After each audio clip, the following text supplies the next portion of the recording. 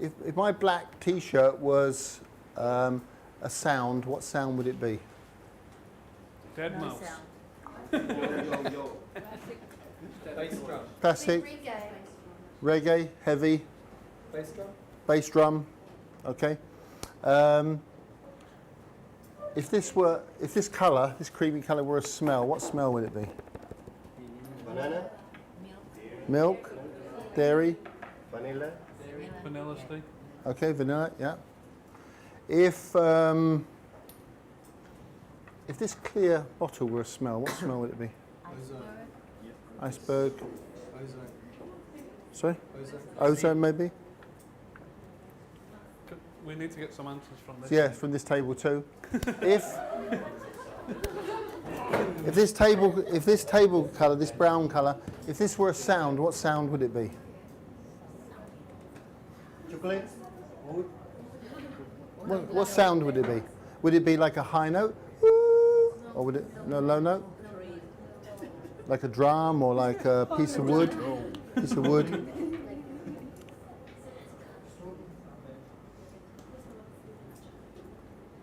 Are you mad? You're mad. We're all crazy. You're crazy. Because That's not a sound. that's not a sound. It's not a sound. Yeah. But somehow, you all know what I'm talking about. Yeah? And this is a good clue because to where creativity comes from. When I first read articles by Stefan Arctander back in the early 70s, he would talk, not Stefan Arctander, Edmund Runitska. Edmund Runitska is one of the most famous perfumers ever, yeah? Responsible for Miss Dior, Diorissimo, Eau Sauvage. Yeah? He would speak about smells being a spiral smell or a triangular smell. And that seemed a little bit crazy, yeah? And it wasn't until, well, I wrote Training the ABCs of Perfumery in Perfumer and Flavorist in 1998 or 1989. And I didn't hear back from the editor for a few months, so he thought I was mad, yeah? And I wrote about synesthesia, was one of the aspects of the ABCs of Perfumery. And I didn't hear back, and then after 3 months he wrote to me and said, I've just read your article again, and I realised it's like one of the most important articles in the last 75 years. 5 or 6 articles in the last 75 years in perfumery. Because what I did was link synesthesia, which is this idea of the connection between our senses and smell. Yeah? But most of us have these connections. When synesthesia is a medical word, and it's when some people fail to separate the senses after they develop. So, anybody with children? Who has children? When you first stuck your baby in front of a TV, what did she see? Did she see Popeye? Oh, you mean what program? Yeah. No, I mean, generally babies just don't. They just see like colours and things. They don't, and it takes a while before they start to separate out Olive Oil and Popeye and Mr. Wimpy, yeah, and give them names and give them, yeah. The same thing happens to us when we develop our senses. As we're developing our senses, the theory goes is that all our senses are just one sense. And that actually makes quite a lot of sense, yeah, because all our DNA is in every cell of our body. All the information for our body is in every single cell. Yeah.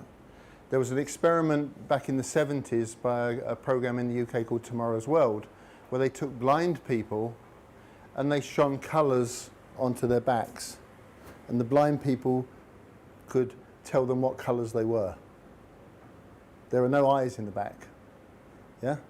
But every cell in our body, yeah, has senses. Yeah? And the idea that we only use our noses to smell, or our brains, yeah, actually is probably not true. We're probably smelling with every cell of our body. It's just that we have developed specialized organs that are much better at smelling, much better at hearing, much better at touching. But those senses are all in almost every cell of the body. That's why aromatherapy works. Now, interesting thing about synesthesia is that it wasn't really a subject until about the year 2000, 10 years ago, something like that, 10, 12 years ago. And now it's taught in schools, in art colleges. Yeah, it's quite a popular subject. If we teach people, kids, 8 years old, 10 years old, about what colour is that, how does it feel, they have no problem at all. Yeah, there's no hesitation. Like yesterday we said kids do like perfumes in 5 minutes, 10 minutes. There's no holding back.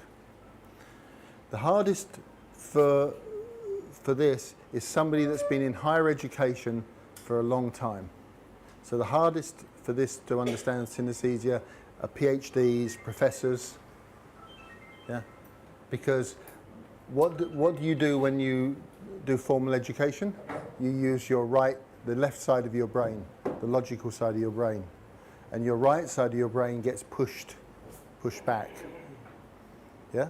So today's exercise is about wakening the right side of your brain and getting you to not just smell the smell, but feel the smell.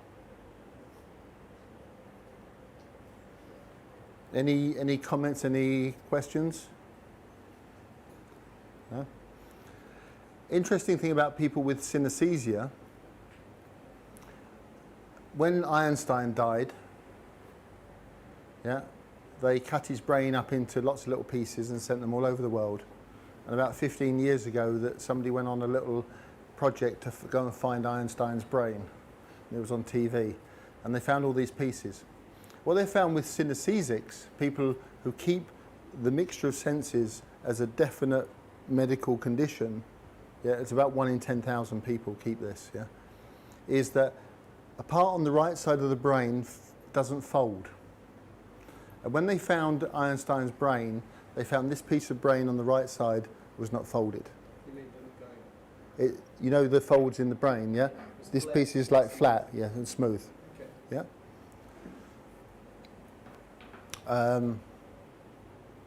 Richard Feynman, Nobel Prize winning chemist.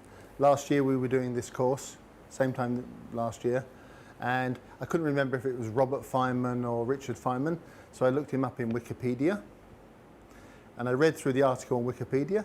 The last line said, when Richard Feynman wrote formulas, chemical formulas in black and white, he saw them in colour. Yeah? So he's a synesthete. But synesthesia is a medical word, refers to people that keep this, fail to make this complete distinction between colours. So the exercise today is to go through the ABCs of perfumery and ask yourself, yeah, page 12. If the aliphatic, the aldehyde fluorescence were a colour, what colour, yeah, would it be? What sound would it be? What shape would it be? What texture would it be? Yeah?